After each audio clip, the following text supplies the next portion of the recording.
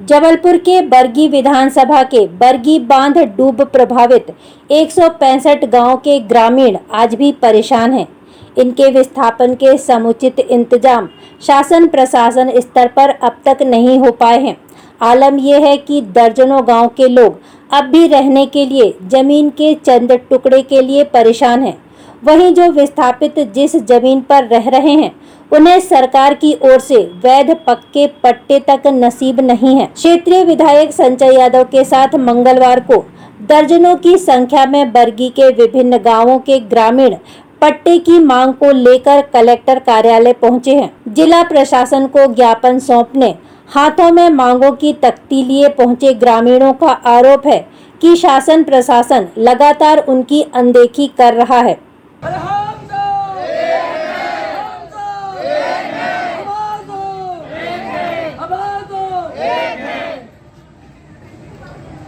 थोड़ा नीचे कर लो।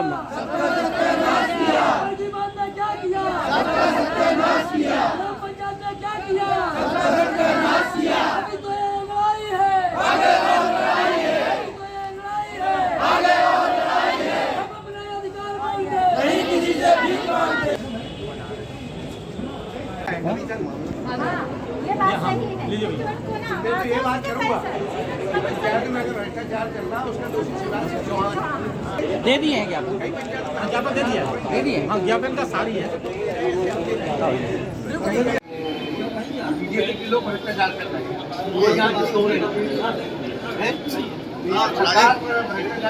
देखिए क्या है कि इन्होंने इस प्रदेश के विकास के लिए अपनी ज़मीन और अपनी गांव को छोड़ा है। सरकार को इतनी संवेदनशील होना चाहिए कि इनको जो भी तकलीफ है उसको तकलीफ को दूर करना चाहिए। पुनर्वास की नीति है कि सरकार इनको पुनर्वास करे।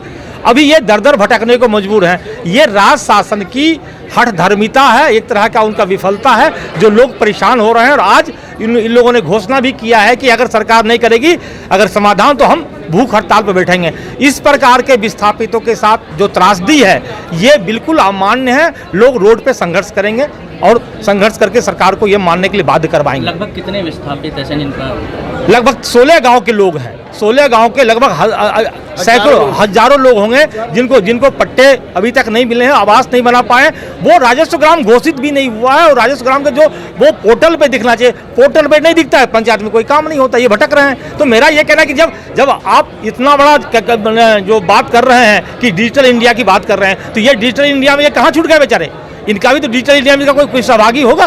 तो सरकार को इस पर प्राथमिकता केवल इतनी है, सरकार को अभी विस्थापितों से कोई मतलब नहीं रह गया है। केवल उनके विकास के लिए कुर्बानी ली है, उनकी शहादत को कोई कीमत नहीं दिया जा रहा है। साल 2016-2017 में मुख्यमंत्री शिवराज सिंह चौहान की नर्मदा सेवा यात्रा के दौरान शासन प्रशासन ने नकली पट्टे जरूर बांटे और वाहवाही बटोरी, लेकिन जब पट्टों को पोर्टल पर चेक किया गया तो वह फर्जी साबित हुए। इस मामले में बरगी के कांग्रेस विधायक संजय यादव ने तो अब मुख्यमंत्री सहित जवाबदेह तत्कालीन प्रशासनिक अधिकारियों पर धोखाधड़ी के तहत प्रकरण दर्ज करने और कार्रवाई की मांग की है। बरगी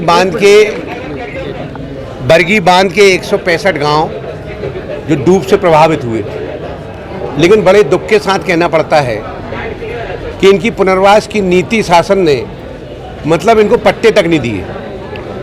इनको पट्टे न देने के कारण हमारे गरीबों को प्रधानमंत्री आवास का लाभ नहीं मिल पाया, चाहे फर्स्ट फेज हो चाहे सेकंड फेज। दूसरा हम ये कहना चाहते हैं कि मेरे मामला संज्ञान में आदरणीय चाहे सिन्हा जी हों चाहे मैं पूनाराम पाठक जी हों, पिछले 4 साल से लगातार मैं खुद इसमें 10-15 पत्र लिख चुका होगा। क्यों पाठक जी? और कलेक्टर को भी ले गया था आपकी सरकार आपके द्वार में। भरत सिंह यादव जी थे कलेक्टर उस समय, तब तत्कालीन निर्णय हुआ था। सबसे बड़ा मजाक इनके साथ क्या हुआ था, 2016-17 में जब माननीय मुख्यमंत्री जी ने नर्मदा सेवा यात्रा निकाली थी, तब इनको मुख्यमंत्री को खुश करने के लिए तत्कालीन प्रशासन शासन एसडीएम ने नकली पट्टे बांट दिए रहे। तो सही है ना?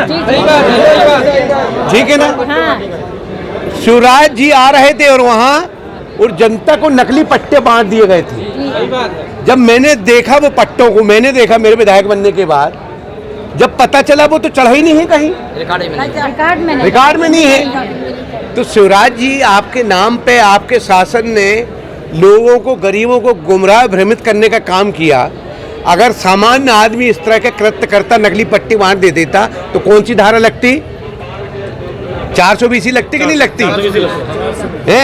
और जब मुख्यमंत्री ने नकली पट्टे दिए हैं, तो मेरी मांग है कि वो नकली पट्टों में शिवराज सिंह चौहान के ऊपर 420 की धारा दर्ज होना चाहिए, क्योंकि लोगों को गुमराह भ्रमित करके माननीय शिवराज सिंह चौहान गए थे, और जो अधिकारी इसमें शामिल थे उसकी जांच करवा के, कुछ लोगों के पास पट्टे हैं कि नहीं नकली, है ना, नकली पट्टे को अपन FIR कराएं।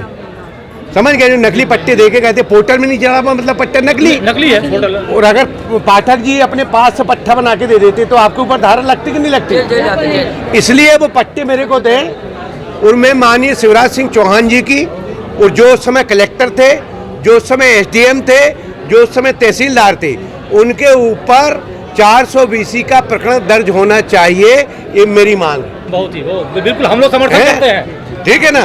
और एक हफ्ते के अंदर अगर आपने पुनर्वास नीति के तहत हमारे लोगों को पट्टे नहीं दिए और उनको प्रधानमंत्री आवास का लाभ नहीं मिला, ये अगर धूप में बैठे, डैम में बैठे, जहां हमारे लोग बैठेंगे उनके। बरगी बांध के निर्माण के दौरान डूब क्षेत्र के प्रभावितों को प्रधानमंत्री आवास योजना का भी लाभ नहीं मिला है।